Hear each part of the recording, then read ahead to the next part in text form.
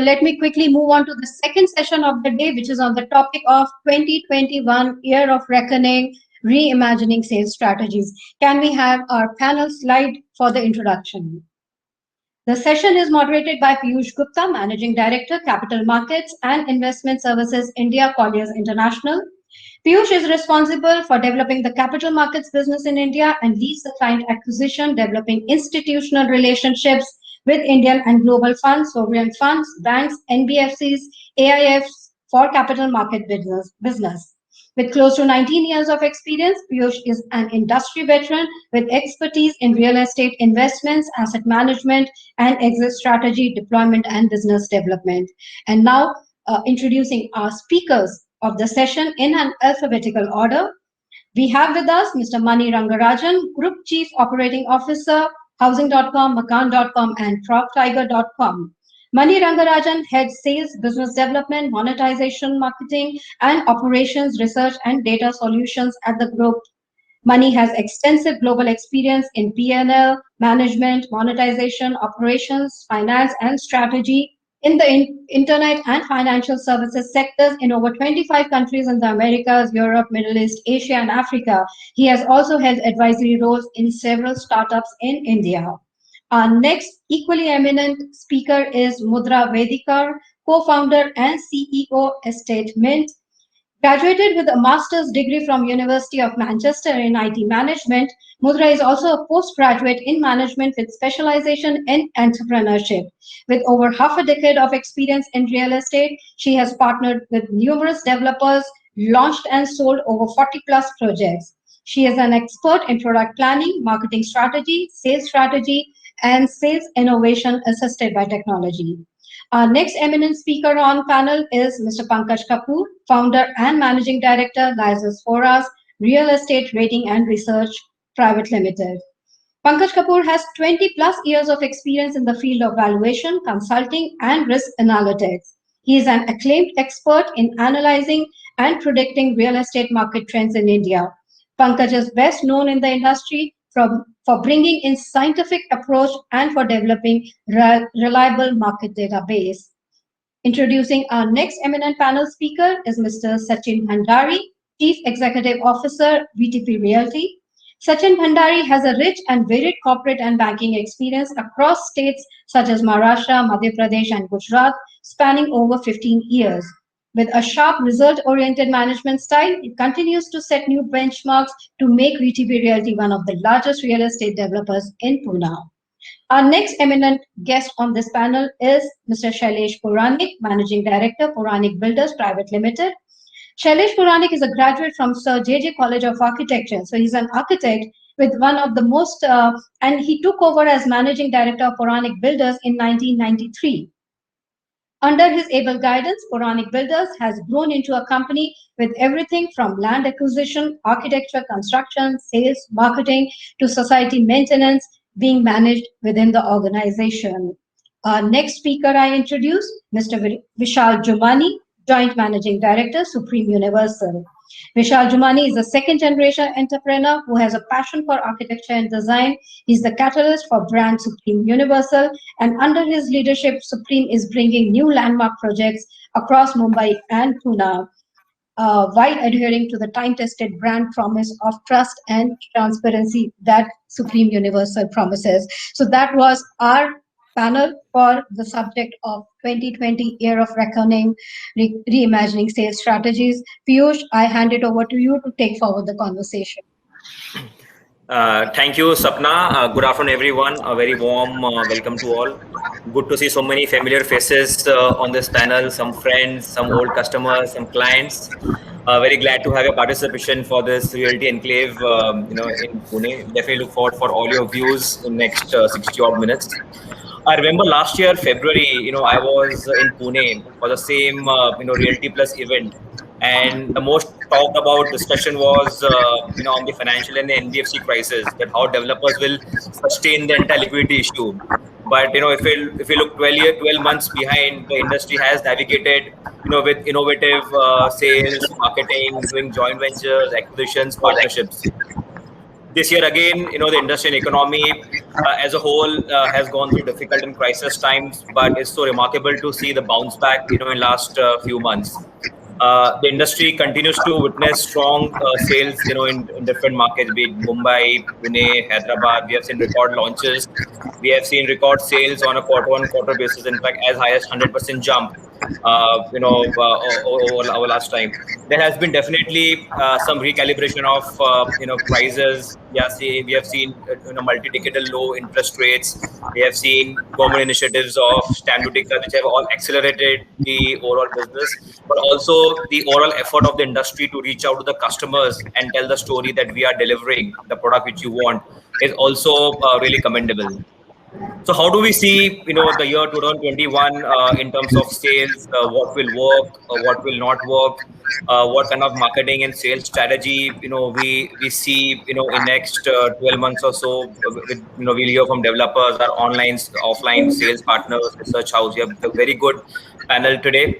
We could keep a discussion very, fluid, open, and, please feel to, ask questions, interject, any point of time. We will also have some time for audience questions, last about 5 odd minutes. We'll keep that as well. Maybe to start with, the developer's view, Sachin, if I have to ask you, we have seen good sales in last, 5 to 6 months time, and are we seeing this momentum to continue? And how fast we will see the sustainable sales being seen in the market? Yeah, hi. Good evening, all. Thank you very much, for this fantastic session. So Piyush, Pune has bounced back. Pune has bounced back quite very well. Just after the corona, in fact, even before the government announced the stamp duty cut, the customers have started coming to the sites and started making the decisions. The momentum has been fantastic. Obvious reason, the pent-up demand. If you assume a 4,000 to 4,500 unit offtake every month in Pune, so around the 12,000 to 15,000 units for the backlog. And then obviously you got again additional requirement of 4,500 units every month. Having said that, there are so many families, the nuclear families, the number are getting still increasing. Youngsters are getting married. That trend is not going to, stop at all. India is a middle country, and more than 50% of the population is still young. So what's going to happen is basically, so number of nuclear families are going to increase. They are increasing. In India, still having a home is supposed to be the sign of getting settled, along with getting married. Again, that I don't see that getting changed so easily. All those reasons contributed to the people coming to the sites and doing the bookings in the huge numbers, and Pune, along with other cities, bounced back. If you look at it, the government's initiative to reduce the stamp duty, that acted like, the cherry on the cake. Okay, and while there were some developers who were ready to cut the prices, perhaps far more than the stamp duty cut, but the trust on the developers' price reduction obviously is not there. Whereas the government's cut on the stamp duty and the revenue was responded so very well by the customers that people literally rushed to the sites and bought. Practically every developer did well. Let me tell you, be it a small developer or be it a big developer. Okay, everybody did well, and so everybody has been very happy. Where do we see happening? It's going now. I'm personally very bullish. I'm personally very, very bullish. I see the momentum continuing even further. Again, the same reasons continue. Increasing nuclear families, number of nuclear families. We are the country having so many young, generation and the people out there. And the signs of getting settled are not going to change in India. Perhaps the most emotional decision in India is again the buying a home. So we don't see that changing so soon. In fact, we had conducted a research of a millionaire. While their entire consumption behavior had changed during the digital age, but these few things have not changed. The three things that have not changed is one, listening to the parents. That is still supposed to be important, even if you are young, and a millionaire. Okay. The second is, getting married, and obviously, even if it's a love marriage, the nod of the parents is supposed to be still important. And the third, buying a home. Okay. So having looked into all these details, we feel that these basics are still going to continue, and the momentum is going to be there. Okay. While momentum is going to be there could be some breaks. Okay. Those will be the short-term break. That's what I look at it. The way corona numbers are going up. If in case it goes up, there could be a short-term bump for us. If something happens which is like an act of God or an war or something like that, those are the only exceptions I see, as you can say, breakers for the momentum in real estate. Otherwise, I'm personally very bullish. Thanks, Sachin, for this.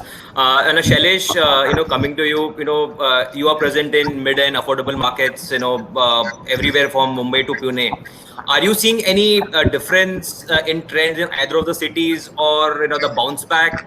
The reasons of bounce back, you think it's across the factors the same across the different markets? Sorry. So, hi Piyush, hello others. So I think a lot of points are covered by Sachin when he was talking earlier. But I think this time the bounce back is K-shaped. That much I can tell you. That yes, there are many developers who are getting benefited, but there are some who are not getting benefited out of this. And I think clear differentiation and distinction is not small or big, and or small or large developers, but it's about who has good brand name, who has delivered well, who have shown a good track record. So that is one. Second, when you asked about different markets, so all the markets are reacting similarly.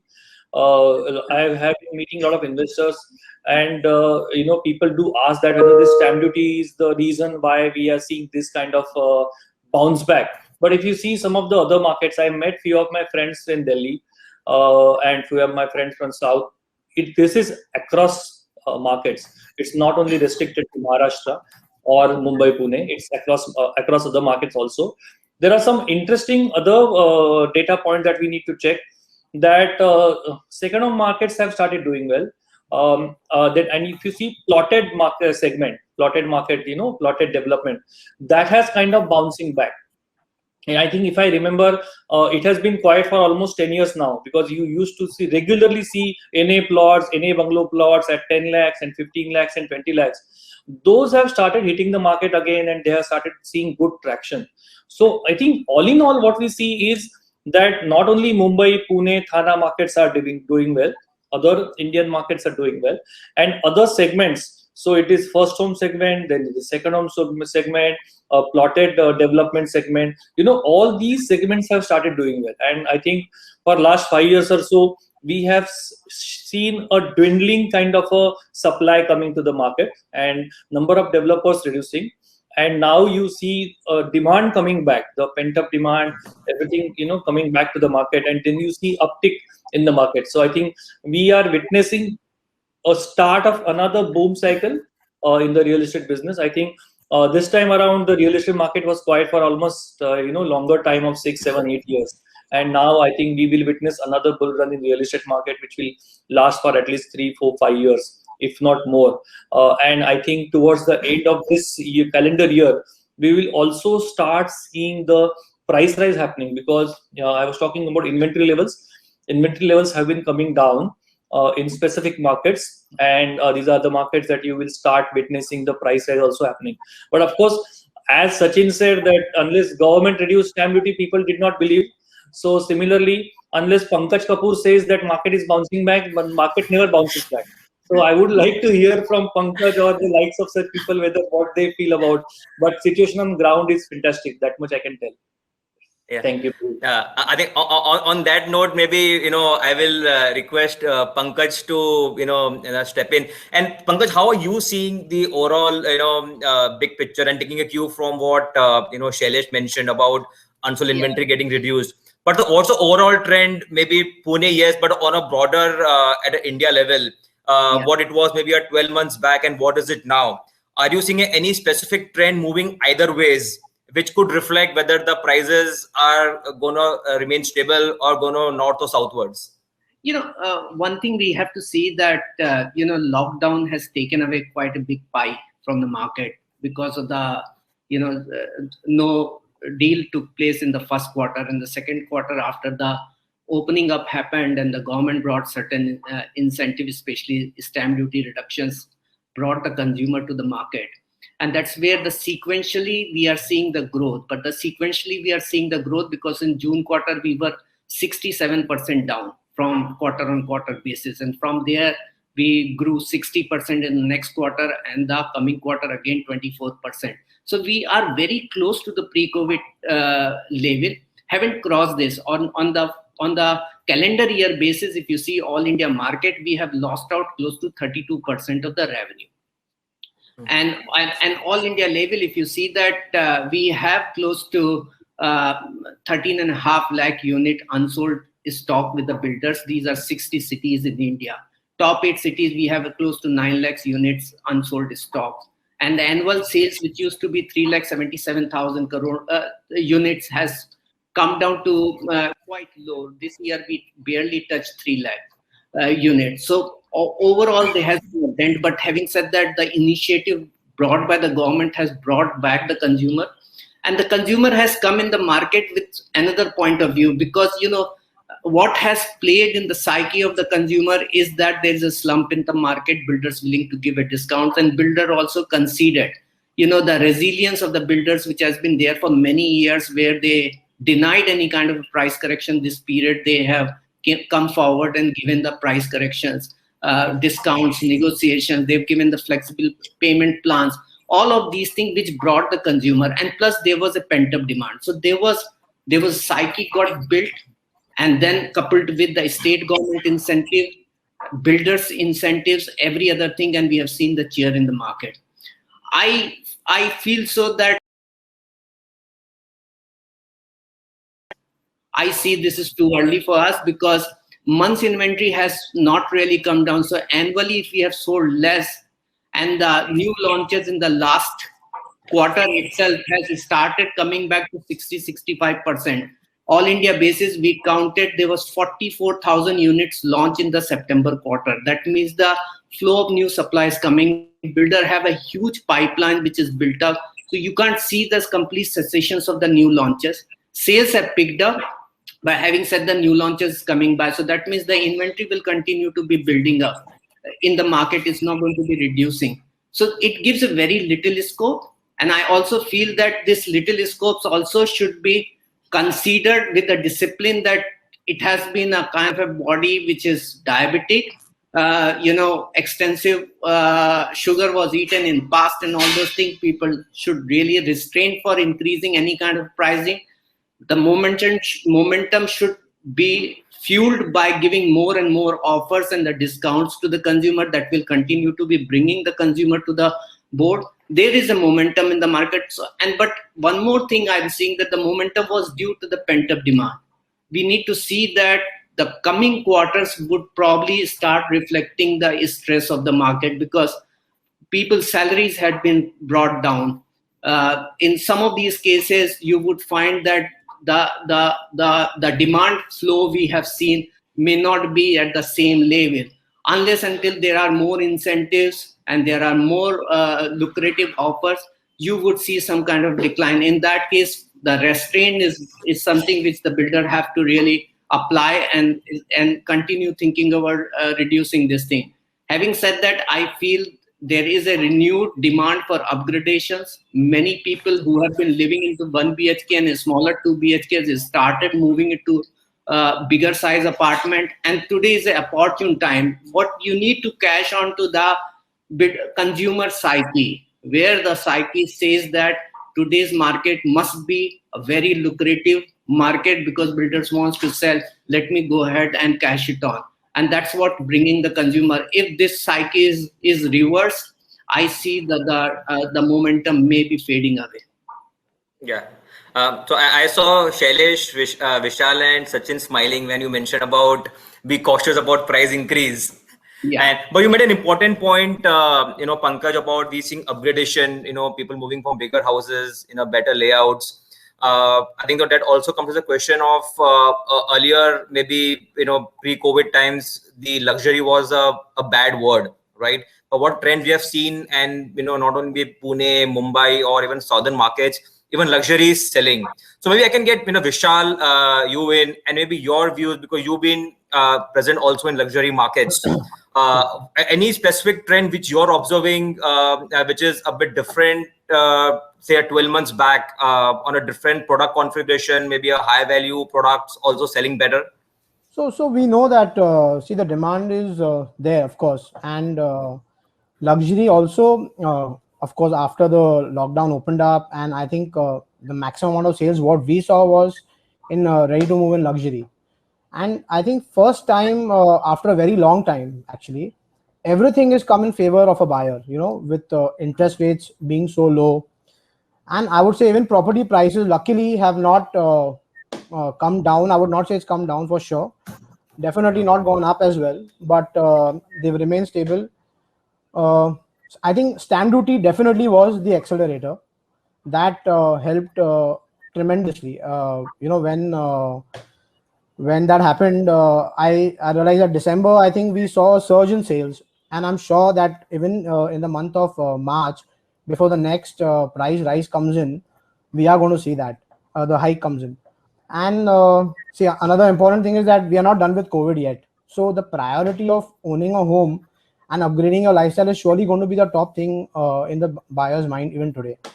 So I just feel the momentum is going to continue, and whether it's luxury, like how Shailesh Bhai said, luxury ho, yeah, affordable ho, plotted development, I think we are seeing everything selling right now. Right. Thanks, Vishal. Mudra, coming to you, you've been, doing about offline, online sales.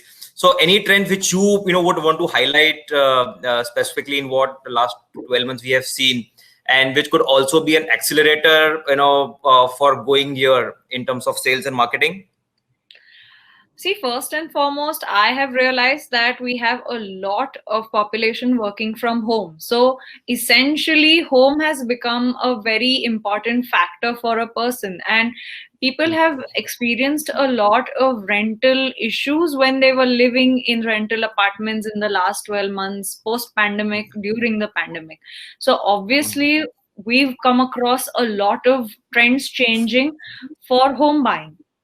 Having said that, obviously homes have been sold in the last few months, and I see a different trend setting in the coming years, because a lot of policies will be adapted by a lot of companies for working from home for a various amount of time henceforth. I don't see that going down in the next 1 year, since we are not yet crossed pandemic. So I think digitally or offline, I think offline spends have reduced in the last few months of post pandemic, if I could say. Digital spends have definitely increased. So if you see statistically in the last 5 months, the consumption of ads digitally is really huge. And whatever projects that we have been executing with our fellow partners and developers, we've seen a large traction coming through a lot of people, just not from India digitally, but majorly people who live abroad who really want to come back. This also could be a reason because of visa issues somewhere in rest of the part of the world. So I see a huge rise in the coming year. Of course, the government conditions, and we have to have favorable conditions post pandemic.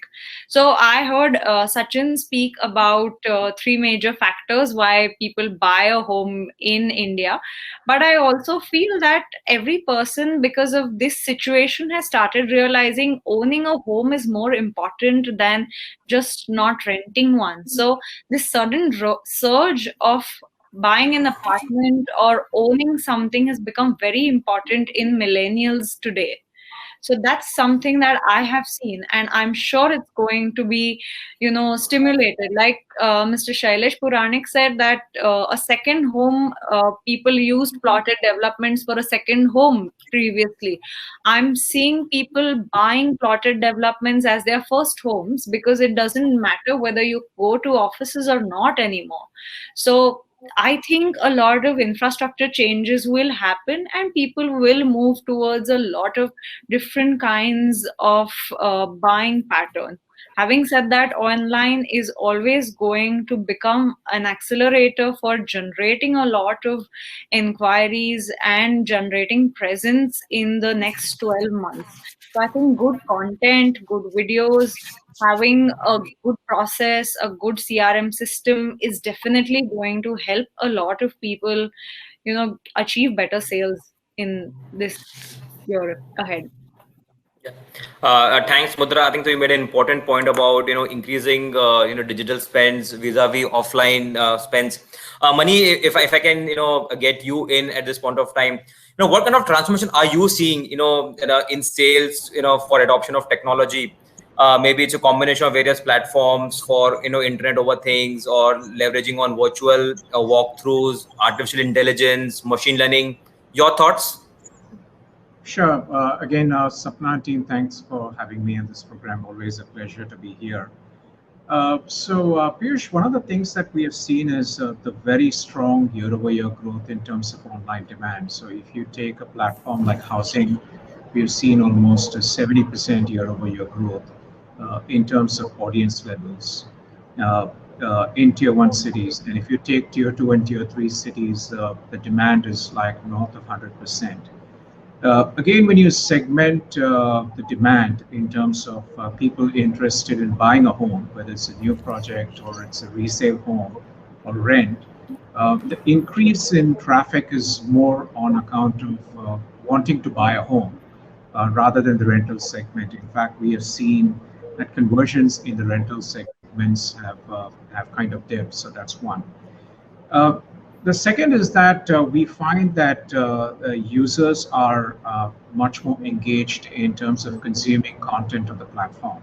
So as Mudra said, a walkthrough or a video was kind of like it seemed to be a luxury for developers in the past, but the recent trends, it's absolutely a must.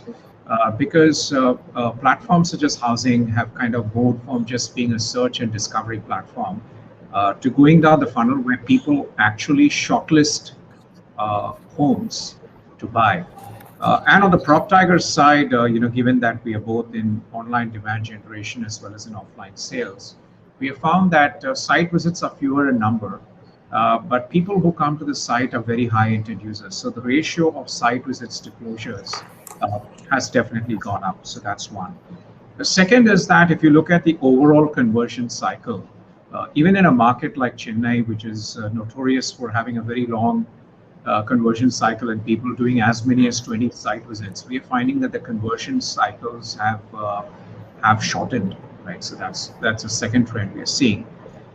Third is we're definitely seeing a propensity to move towards larger size homes. In fact, a survey we did on housing.com buyers showed that about 50% of people wanted to upgrade to a larger size home. And both on the housing and the PropTiger side, what we are seeing is that the proportion of demand for 1 BHK homes has definitely reduced. 2 BHK homes, of course, is pretty strong, about 45 to 50% of sales. But definitely people are looking at 3 BHK and 4 BHK homes. We are also seeing the emergence of newer micro markets. So for example, if you take even a city like Pune, Pune has historically had very strong demand towards the west side of Pune. But now you're seeing people look at east, look at the south parts of Pune, simply because people feel that now that they can work from home, and in some companies even on a permanent basis, then it's better to reside in a locality where you can get a larger size home for a cheaper price, and there's potential for price appreciation. And lastly, just echo the sentiments of other panelists. Plotted developments are seeing huge demand and huge amount of sales, especially in the south, in cities such as Bangalore. In fact, last weekend in Bangalore, there's a very reputed developer who launched 300 units of plots, and it was sold out over the weekend. So the kind of demand that you're seeing for plots is pretty amazing in South, and also in markets such as Noida, Faridabad, and Gurgaon. Yeah. So thanks, Mani. And just to follow on, Mani, to you, since we are seeing a good amount of online conversions, is it also opening up doors for newer markets, say like NRIs? So that was a big market anyways, right? But in what we have seen in last 12 months time, a person sitting in Bangalore buying an apartment in Mumbai or vice versa, are you seeing that kind of trend also, gaining a new market for each geography being emerged? Yeah, I think there are newer markets which are emerging. First is the emergence of tier 2, tier 3 markets, right? So if you look at South, Coimbatore, Goa, Visakhapatnam, and Vijayawada are pretty strong markets. If you look at North, you see markets such as Lucknow, Chandigarh, the whole Tri-City area, Zirakpur, emerge very strongly. And on the West, you see markets such as Jaipur, Vadodara, Surat. So there could potentially be some sort of reversed migration of sorts happening. And in almost every city, we are seeing the emergence of new micro markets, right? And that could largely be attributed to people working from home. And so people are saying that, let me buy a larger home in a more cheaper and more affordable destination. So that's the kind of trend we're seeing. In terms of cross-city interest, we do see like some healthy interest. So, for example, interest of Mumbai in Pune, particularly in the west of Pune, right? We're seeing some sort of interest there. Bangalore to Hyderabad, Hyderabad to Bangalore, Bangalore to Chennai, Chennai to Bangalore. So cross city is emerging too as an area of interest. Transactions, however, did not kick off, till September or so because people had an issue traveling across cities. But in the October, November, December quarter and January and even February as we speak, we're seeing like a healthy cross-city demand across most regions in the country. Yeah. Thanks, Mani. Shailesh, coming to you now, we have spoken, there are fundamental factors, be it demographic, which is moving fine, we have robust demand. Now, if you have to continue this momentum, going forward, and this is a need of the hour for cash flow management to ensure project completion. What is that couple of things which you think the industry should adapt to keep the sales on a sustainable basis? Yeah, I think there is no one fixed formula as such. So yes, I think what Pankaj was talking about, I think keeping prices in check, yes, that is definitely something that we need to look out for. But at the same time, I think there is a lot of increase happening in the commodity prices and the inflationary pressures coming in, and that is impacting the costs. And I think for 5 years or so, we have not seen a price rise happening.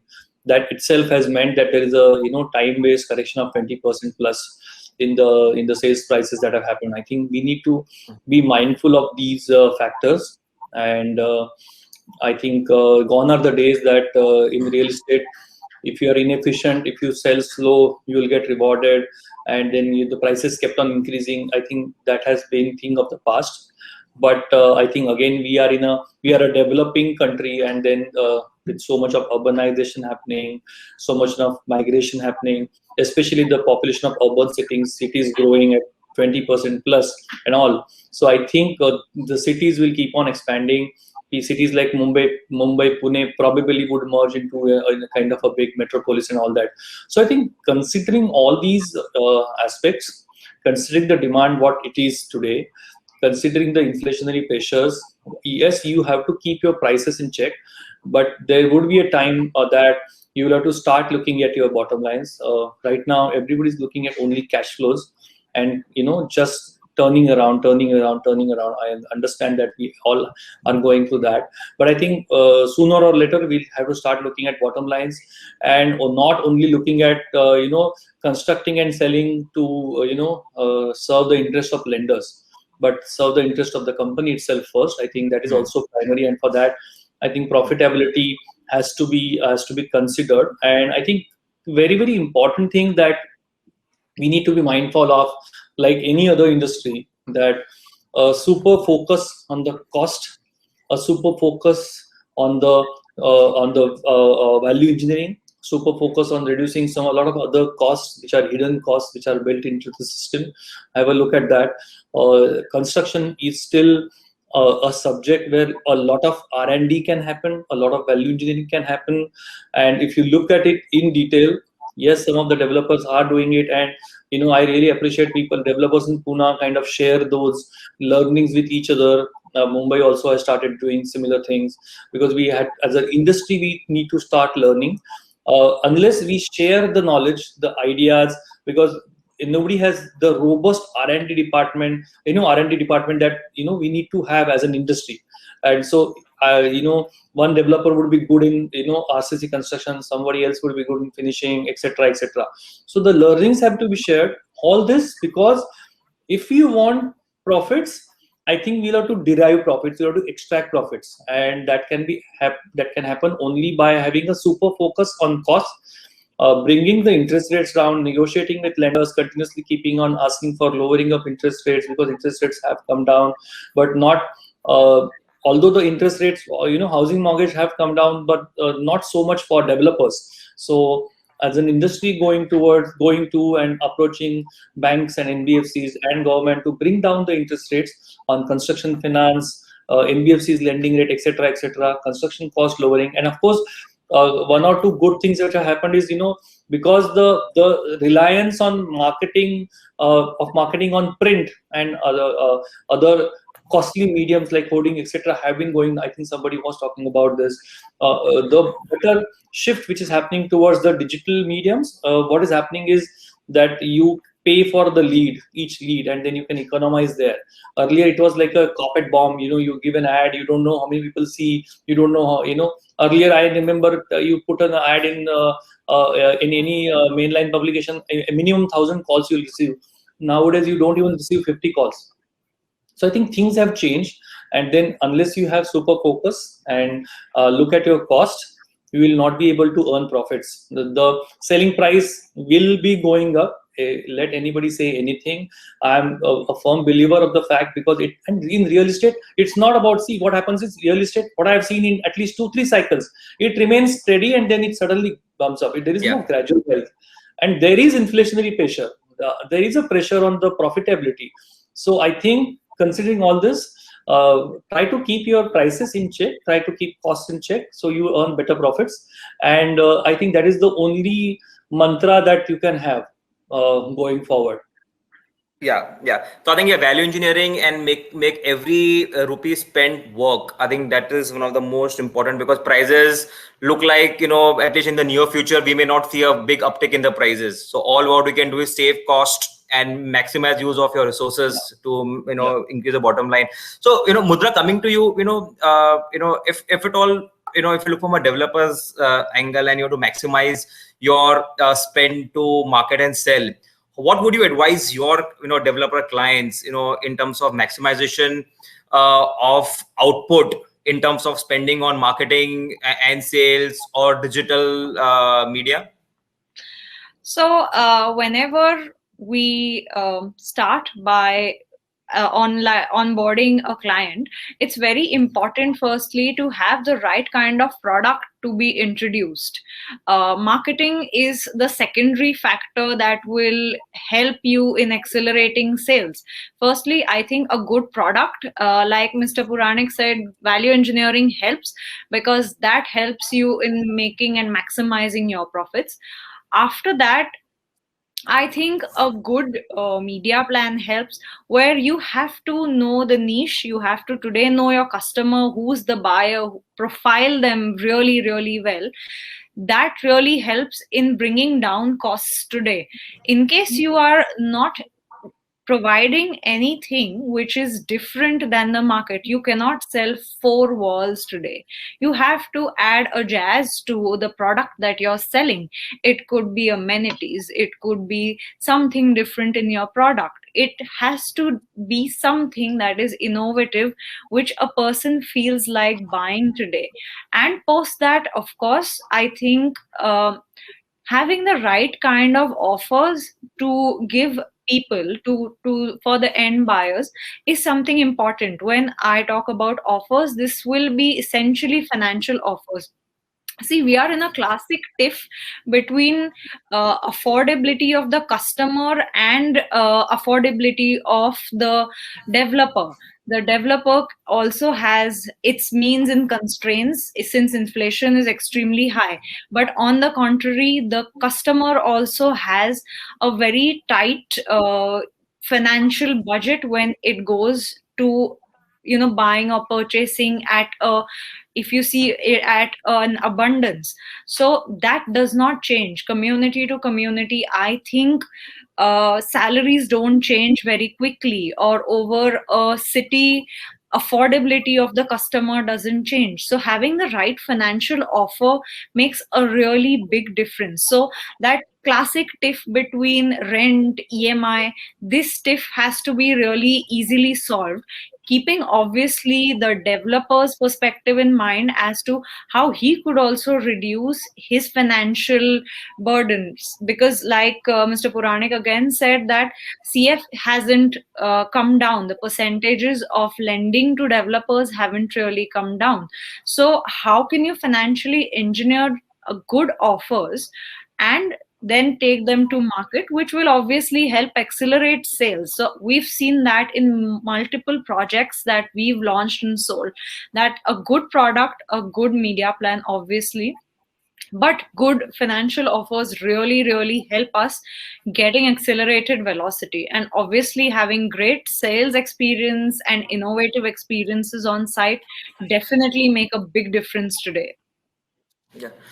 Thanks, Mudra. I think another important point is maybe it's not that a cheaper price may sell. I think the confidence of the customer that the product will be delivered and will be delivered on time, I think that also has been playing a very important role, considering we have seen customers burn their fingers in last many years across markets. So maybe Pankaj, coming to you, any trends which you are seeing maybe Pune or across markets which is distinguishing the certain category of developers who are able to sell in terms of it may not be maybe only luxury versus affordable, but more financially prudent developers who have better balance sheet management? Is there a clear trend which is emerging across markets that it's only X category of developers who will be now able to sell? No, I completely agree to the point that the consumer are looking reassurances, and this reassurances in the sense like whether the delivery can be made in time, whether the builders have the capacity to deliver at that in time, and all those things. So the brand name do really working. Having said that, what is today's trending in the market? There are 2-3 points which is slightly contradicting to the industry's narratives. Like there is no consolidation in the market. We have carried out the data for last 5 years, from 2015 till now. Number of developer across India has been increasing. Second is that the compositions of sales across the in the segment of the developer has been reducing. So if you look at the top 50 builders at all India level, from 2018 onwards, they have seen a decline in their shares. So what is selling in this market is price and the values and the reassurances, irrespective of whosoever. So if a project which is ready, irrespective of not so very good builders, is still seeking the tractions in the market, because there's no execution risk. So if the execution risk is not there, or if a new launch is taking place in the under construction property, then the builder's brand name really works big way, because people would like to come forward and see that whether he has capacity or what kind of delivery track record he has been having. But what is one thing which is selling in the market? The price and values. So it's like that. As I think Sailesh Bhai mentioned, or Mani mentioned to me, it's like a buyer's market. So the market has shifted the way the Amazon sales and the Flipkart sales takes place, the offers and discounts and the value which are selling in the market, and that is what is happening in the overall sense, and that's what is broad basing the market. So instead of consolidation, I see broad basing in all the aspects. Mani mentioned, and I've also experienced through my data, Tier 2, Tier 3 cities contributions to overall all India sales is increasing. That clearly indicates broad basing. Earlier, top 8 cities and top few cities really concentrate major builders market, which is not really case. Affordable segment and many other segments. So I'm saying these are the things which is trending. Secondly, from very important aspects which I see and everyone is today, the honesty sells. And this is something which I'll give you from my own experiences and what has really put me off. I was considering purchasing the property recently.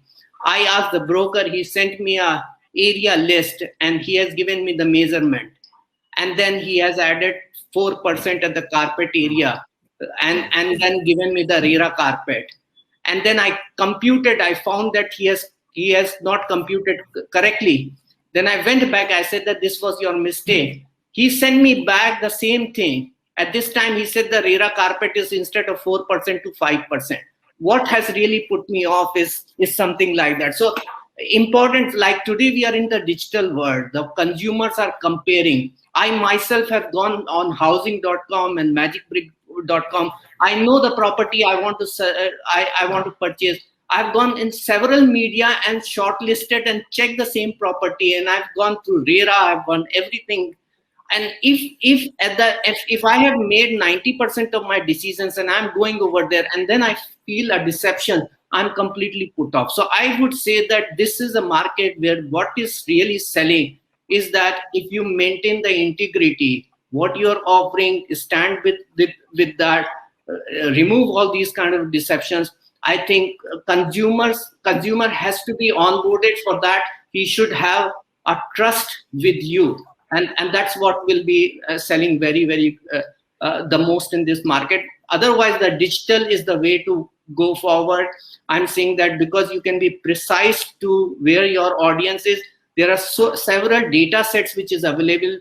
Mani has mentioned how from where the consumers are coming. You can target, pinpoint, optimize your budget, and most of even your registration data, especially for Maharashtra and all those things which is available, which tells you what type of property in your micro market, who is the buyer, from where, which pin codes, and all those things are coming. I think that those kind of rationalizations and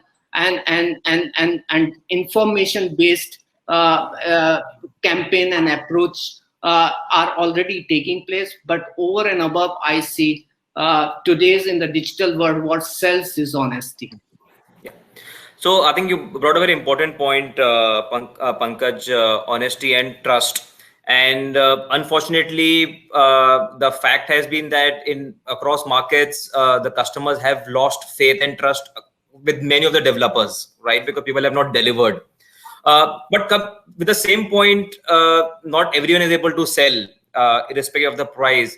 It also comes to the point of entry of new set of developers in each market. Either we have some maybe corporates entering into the business, or we have seen different players from different markets moving to newer markets, and which comes to the point of maybe are we seeing consolidation? And Pankaj, you mentioned maybe data doesn't reflect the consolidation.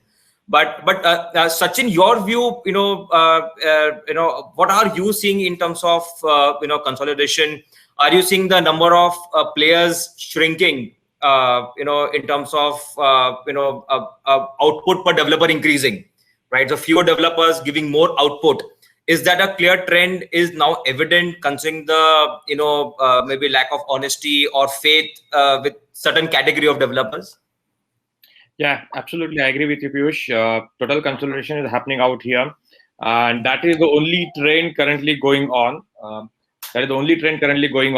And I look at it that, let's look at our example only. In Pune, we had taken over around 5 million square feet from a stock project from a large developers of Pune. We not only launched it, relaunched it, turned around the entire project, 5 million square feet in flat 2 years. After that, we got another 5 million square feet again. So obviously those developers are out now. So we are in totally. And not only that, we had turned around the whole project in such a short time that nobody could think of. And that's what is happening with others. There are other corporate players who have come into Pune, and perhaps they're also doing the same thing. So yes, consolidation is happening. In fact, it's getting skewed. The whole number, the sales movement is getting skewed. So top 3 players in Pune are contributing a huge percentage today. We look at our numbers from our data point of view is 10% market share alone. The second number player is again very, very close to us, around 8% market share. So yes, this never happened earlier. Yes, consolidation is happening, no doubt about it. At the same time in Pune, while the corporate players are coming in, they are doing good. But the Pune is such a mature market and perhaps one of the best market in perhaps the country. And Pune developers are so mature and established. We have not seen Pune developers going off track so easily. At least relatively, they quite lesser than the other cities. So Pune has been very stable market, very mature market, and Pune developers have got a very strong brand. We have seen the residents of Pune showing much more loyalty to the Pune developers. And yes, Pune developers are doing absolutely well, in spite of all the corporate players coming in Pune as well.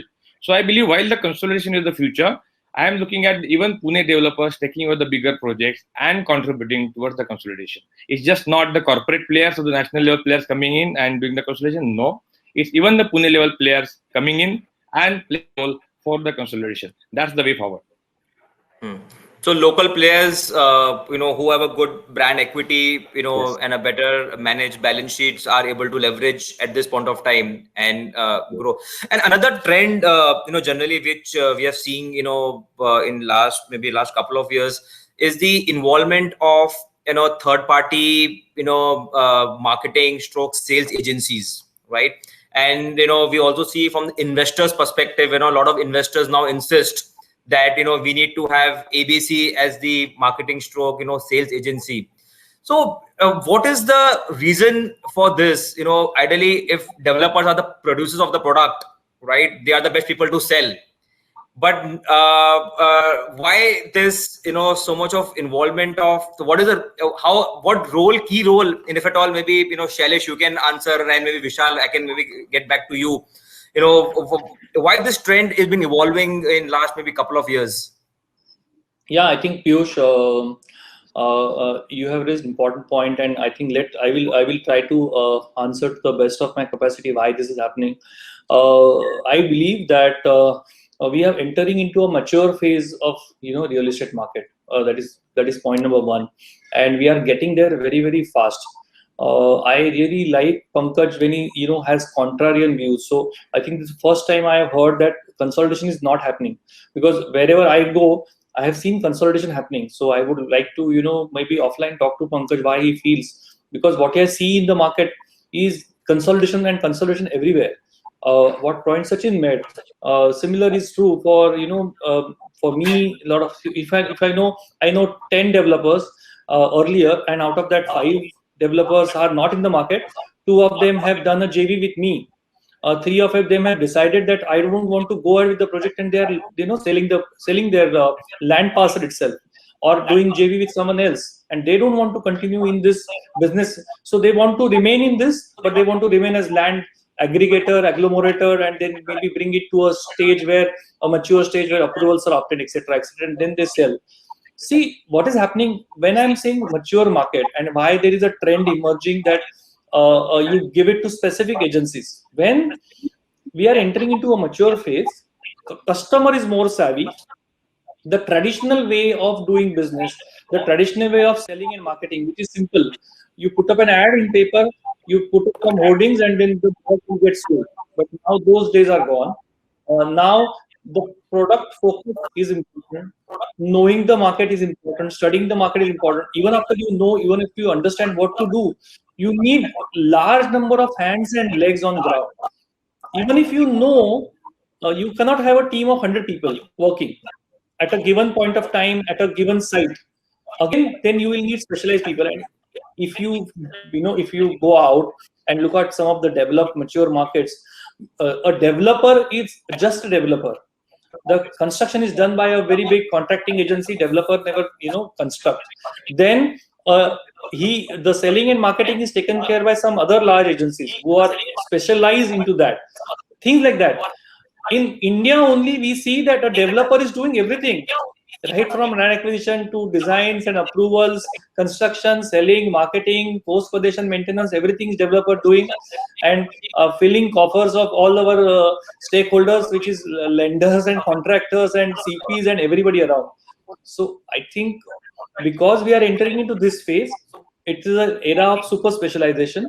There will be few developers who will remain as land agglomerators and maybe getting the issue sorted.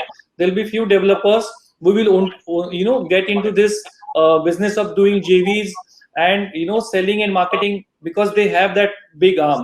Those who are doing this, probably they won't need, but even for them, if they're launching at 3-4 different locations, at one location they might need support in terms of hands and legs, in terms of having super focus. What is the competition? What are they doing? Because a customer is changing the way he's going out. I think somebody was talking about I think Chennai market. I think Mani mentioned that the behavior of the customer, the psyche changing. First you look at the ad, maybe then you go on the website, then you want to talk to your local channel partner, and then probably you want to go out on the net again and do what are the kind of reviews for this particular developer. That kind of things are happening. I think Pankaj was talking about, he went on RERA side, then he went on some other places, he calculated himself. So he's a consumer of today.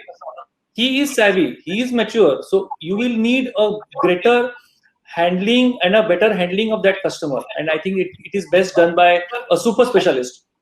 So unless you have these super specialist selling marketing team with you, a big selling marketing arm, you will have to rely on that. And even if you have, maybe for some project launches, you have a big launch coming up, you will have to have, even if you'll see large developers sometimes employing these 1, 2, 3, 4 consultants in the market for 1 or 2 project launches, because he needs people on ground.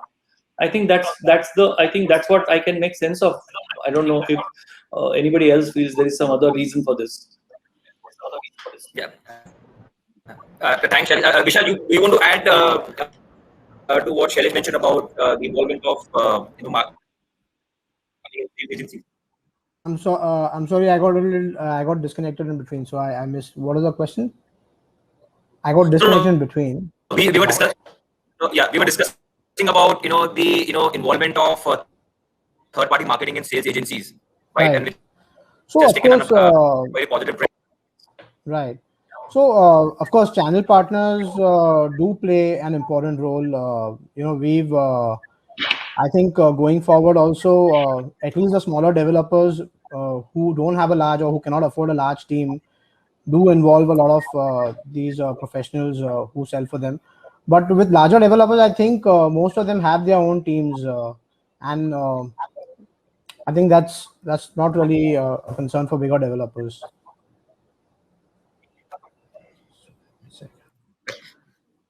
Mani, on the similar question.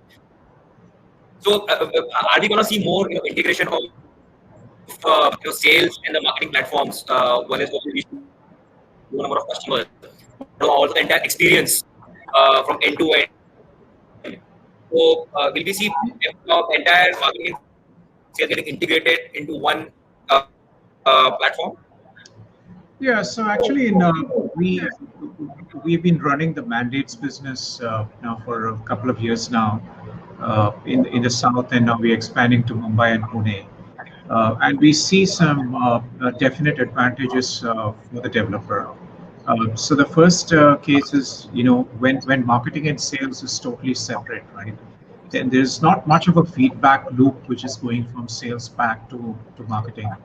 Whereas if you give it to, let's say, one company, and if, let's say, a joint housing or prop tiger effort, then what happens is that, we look at people coming to the site, doing the site visit. We understand the TG of people who are actually buying. And then there's a feedback loop in terms of the buyers that we can actually go and target for that particular project, right? So over the term of the project, then it's more inexpensive for the developer because the sales and the marketing efforts are totally conjoined, right? And it results in a lower cost for the developer overall. So you're likely to see the trend of an integrated sales and marketing effort in the market, and it's likely to keep growing over time. Right. Yeah. I think before we go through audience questions, maybe I would request maybe each one of you maybe like a 20 maybe 2 points or 3 points you think will happen on the sales side on the residential in next 12 months. Piyush, I could not hear anything. Your internet looks to be very bad. Yeah. Piyush, can you repeat? I hope I'm audible now. No, what I was requesting was, what's the next 12 months, and maybe what's 2-3 points which each one of you think maybe can summarize in next 20 seconds. Each one of you that will be helpful.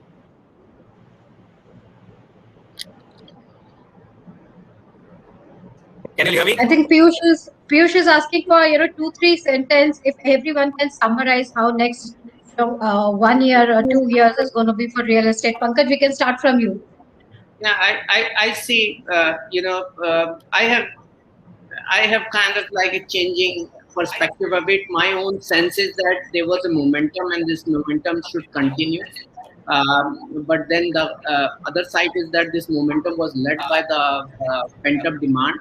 The economic stress will continue, will come back, especially in the places like Maharashtra. Government has offered some very interesting incentives to the developers. If they pay the stamp duty on behalf of customers, the premium will get reduced, and that's where I see that there's a scope for their margins to improve.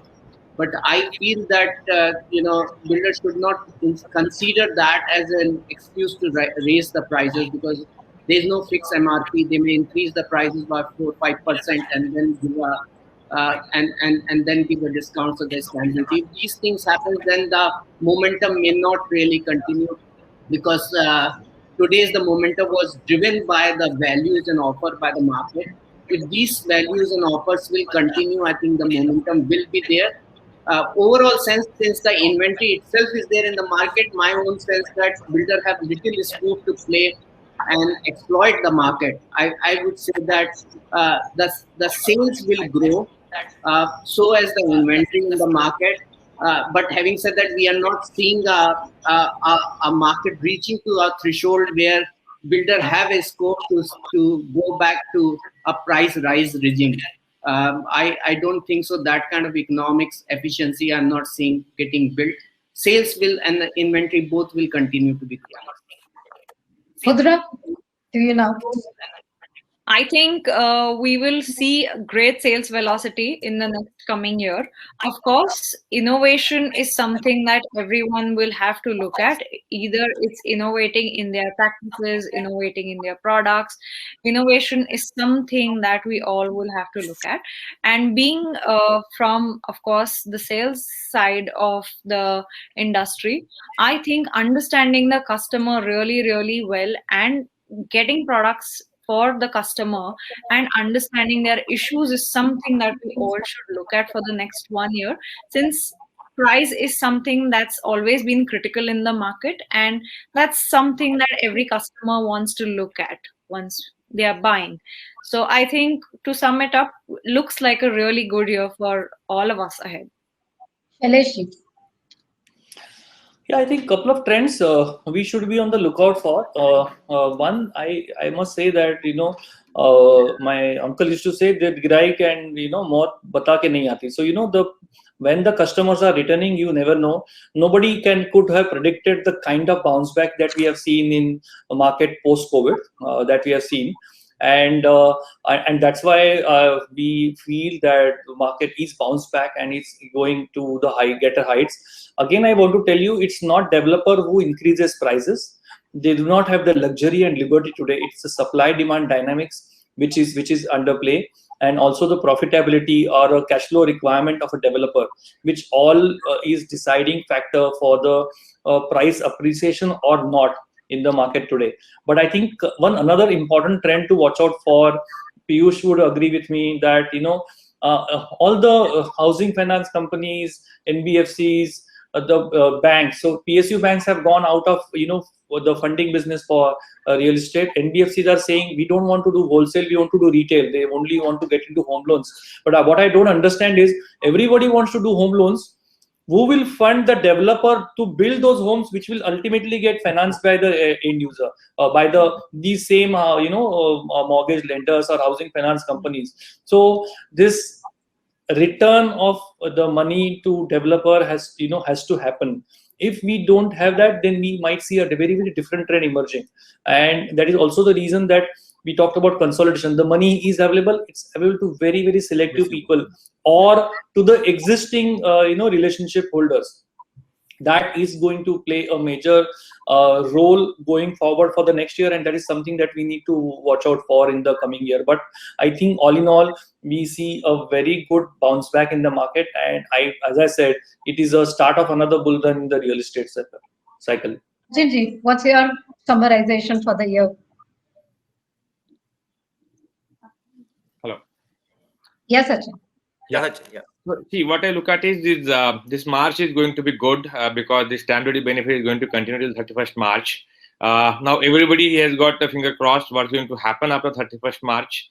While I look at this and I continue, that momentum will continue. However, the business is going to be skewed. The few developers will keep doing better and better compared to the others. So it's going to be skewed. The consolidation is going to be much faster going ahead. And perhaps few players will start dominating any particular market. That's going to be the trend. That's what I look at. Okay, Vishal. Yeah. So I think one has to plan the right product at the right price for the right market, understand the needs, desires, and the problems of the buyer, and accordingly design your product. I think it's important to understand the requirement of the buyer. I think the developers need to train their sales team to actually understand what the buyers want. If you have a good sales team, I think half your battle is won over there. Keep your buyers' confidence high by showing them and updating the progress of the work. I think delivery is the key. Each and every one of us has to only focus on that, because I know selling is easy, I feel, but even making is equally important. I think channel partners, see them as your extension, and they've been the key driver in this market, in this new normal phase. Buyers are evaluating all the projects, sitting at home now, so we have to keep pace with them. That's it, I think. Okay, Mani, your views. Yeah, sorry. I think the sales momentum in the residential market is definitely going to continue, and buyers more than ever understand the importance of a new home.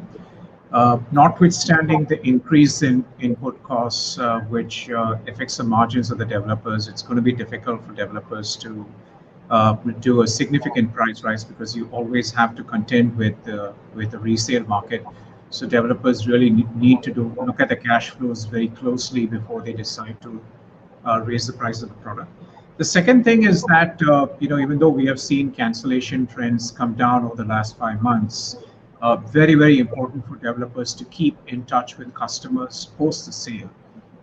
One of the things that I find a little concerning about some of the developers in the market is that they consider the unit as sold when the booking amount is paid. But it's very important to keep in touch with the developers, keep them informed of the progress of the project, and reduce the cancellation rates. And a third is, I see there's a certain tendency in the market to kind of go back to expression of interest with people paying token amounts.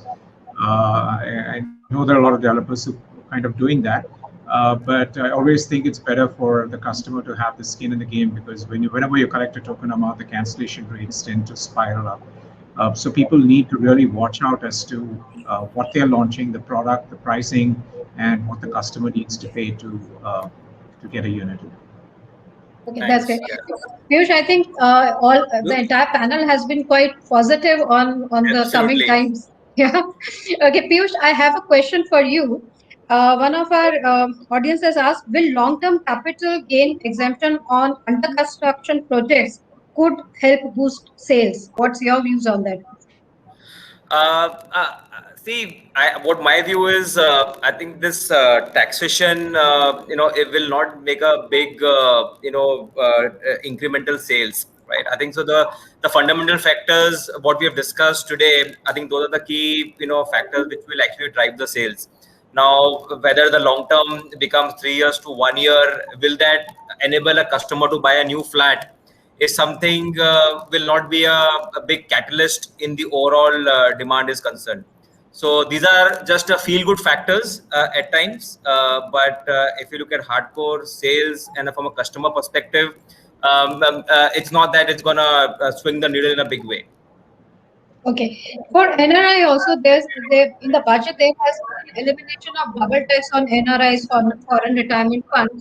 Is this enough to boost NRI demand in real estate, or we need to do more for that? Piyush? Yeah, no, so I think these factors make a difference. Now, whether this is enough or not, I think so. This is a question of debate. But I think the overall, even an NRI customer would look at is that over a long term, 3 years, 5 years time, what kind of returns he's going to make. Now, a tax leakage of 3 or 4%, something which possibly may not swing it. An NRI is buying a flat. One is maybe he may have his own emotional appeal attached to his own city or a place. So that will anyways not have any taxation impact. The second is he's looking at capital appreciation. Now, if at all looking at a capital appreciation of maybe a 10 or 15% year on a return, a couple of percentage of tax leakage will not make a huge difference. So again, I would say this is again a good feel good factor from an NRI perspective. But not a very big catalyst either way. So by not doing more, it's not that it's gonna have less demand from NRIs. Okay. But I think our panelists have mentioned what are the factors that are going to be the game changers in terms of sales. Demand is there, that is established, and it's, as Pankaj has said, let's keep the momentum going. So thank you so much to the entire panel, our eminent speakers here, Piyush for wonderfully moderating the panel, Mani for being part of this session, Pankaj, again, thank you so much for being here, Sachinji, Vishal Jumani, Mr. Shailesh Purani, giving us the developer's point of view, why the cost is what it is and how the trends are going to be in future, and Mudra for being here with us and being part of this discussion. Thank you all so much. Thank you. Thank you. Thank you so much. Thank you.